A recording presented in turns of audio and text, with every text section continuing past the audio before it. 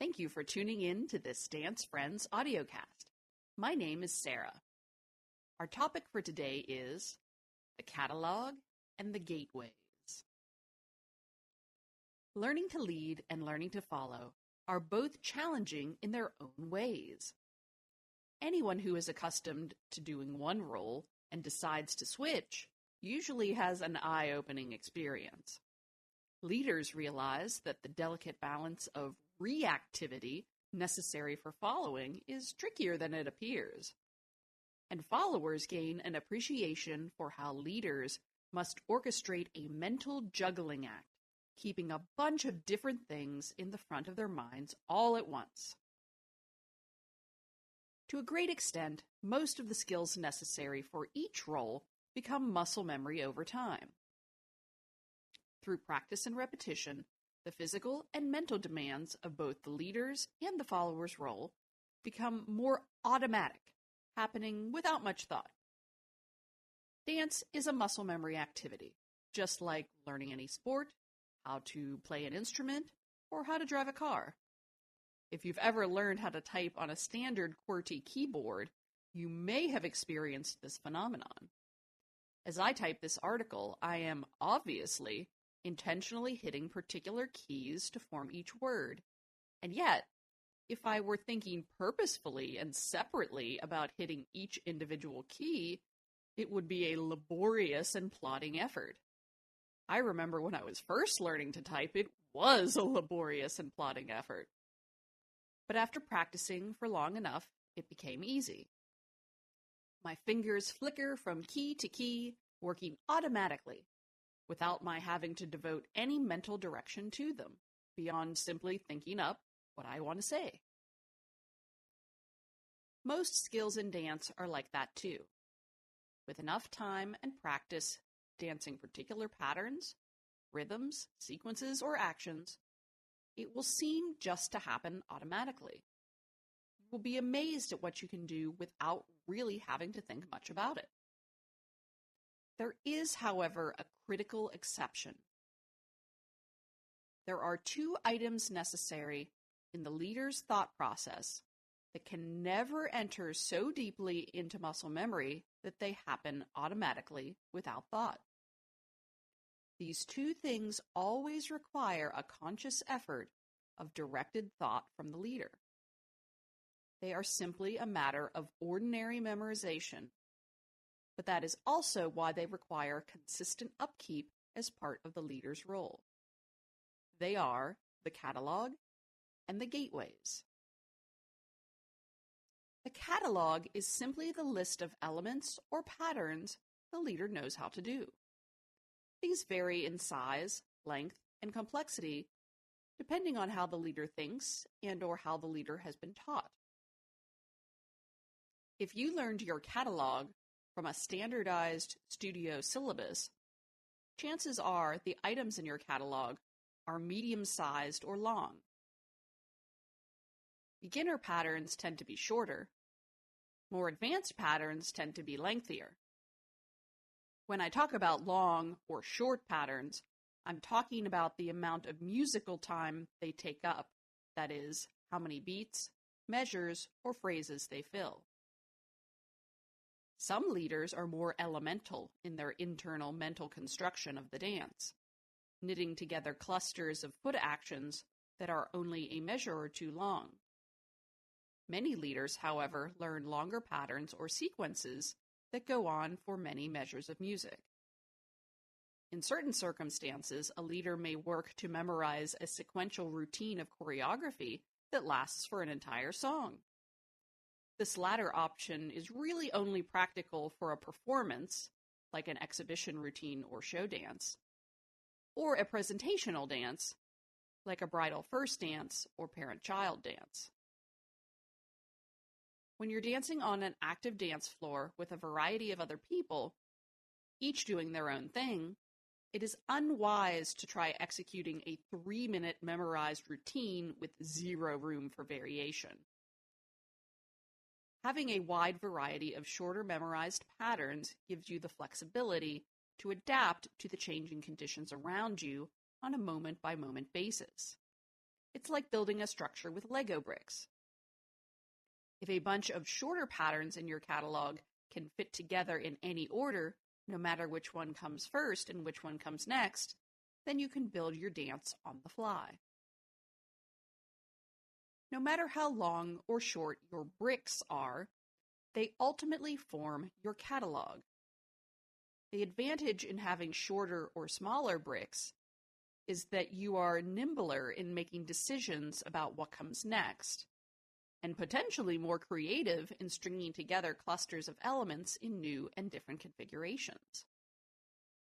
Some standardized patterns can become predictable or cumbersome over time, but if you're leading on an element-by-element basis, you are creating your own dance patterns off the top of your head. The downside is that you have a lot more items in your catalog and a lot less time to decide what you're doing next. If the bricks in your catalog are longer, you potentially don't have as many to remember, though everyone ends up with lots and lots of patterns on an advanced level. But the longer they are, the less flexibility you have to change up the game plan when unexpected things happen on the dance floor. The gateways are the other facet of your dancing that will never become automatic muscle memory. Accessing your catalog will have you asking yourself, what moves do I know? And your next logical question will be, and how do they start? Those are the gateways.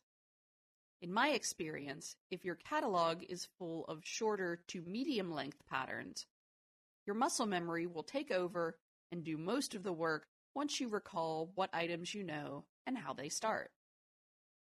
I see this phenomenon at work whenever I teach a student who has taken a hiatus from dancing. While it's never ideal for your learning and advancement to take a hiatus, sometimes it's unavoidable.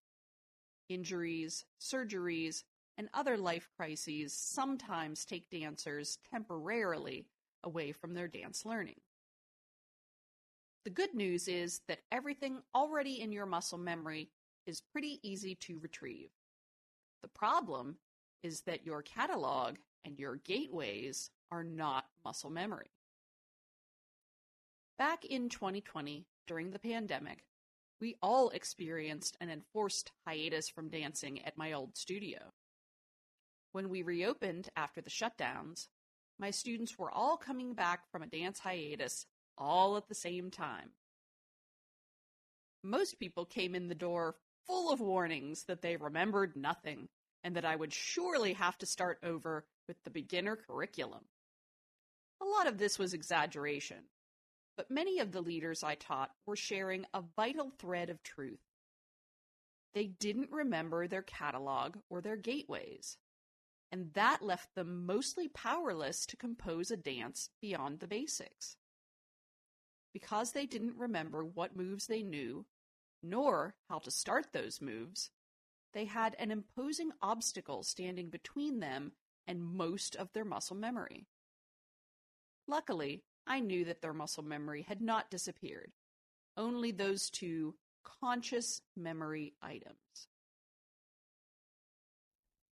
In most circumstances, as soon as I prompted my students with the gateway of their favorite steps, their muscle memory snapped into gear and delivered the rest of the pattern.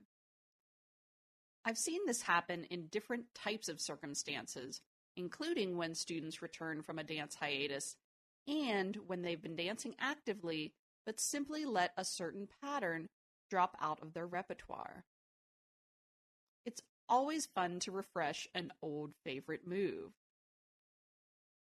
I call these the greatest hits. It can be a super fun lesson to go back in time and remind students about their greatest hits steps from beginner and intermediate lessons. Usually it's only the catalog and/or the gateway they're missing, and then the dance move is instantly back in action. It is important to understand, as you grow and advance as a dancer, that you will learn a lot of different moves, some of them for the sake of variety, but many for the sake of advancement. Learning moves that are progressively more challenging is necessary to refine your skill set. Imagine that you are walking into a skyscraper. Some moves will act like the elevator and take you up to a new floor, that is, to a new level of difficulty in your dancing. By learning to do something that is hard in a different way than all your other moves, you will develop more advanced skills. Each time you learn a move like this, imagine taking the elevator up to a higher floor. Other moves you will learn simply to add variety to your dancing. Those are like walking off the elevator to explore the rooms on that floor. You use the skills you already have to add moves that look different and provide greater variety to your dancing. You will learn dance moves of both types, and you will not be able to remember every single one all the time.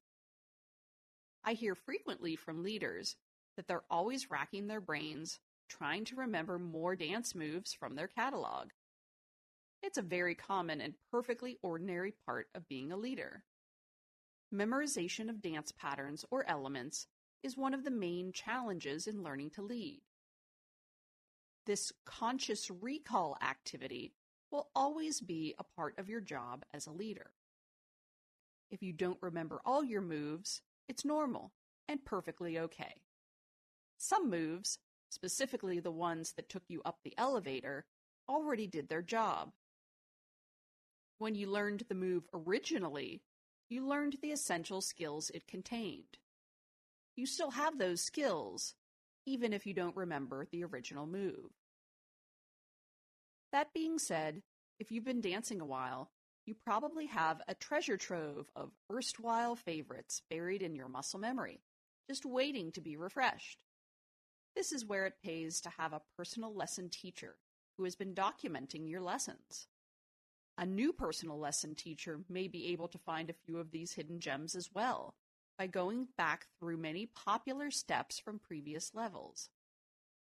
A lot of dance students find it helps to take their own notes and to keep a record of new patterns they learn so that they can have a written form of their catalog to consult while practicing.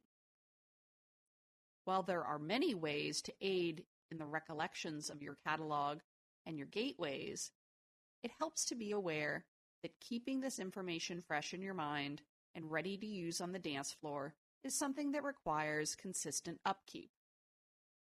I have discovered that many leaders are simply relieved to know that memory maintenance is a common burden. All leaders struggle to remember their catalog and their gateways. Many find it comforting to know how this aspect of learning and memorization works and that it is common to everyone else who dances lead. As a leader, you will have to find a way to remind yourself, or find a personal lesson teacher who can help remind you about all the greatest hits of your dance catalog and how they begin, so that you're ready to activate all those favorites whenever you hit the dance floor. Thank you for listening, and be sure to look for more articles and audiocasts on our website, pittsburghdancer.com.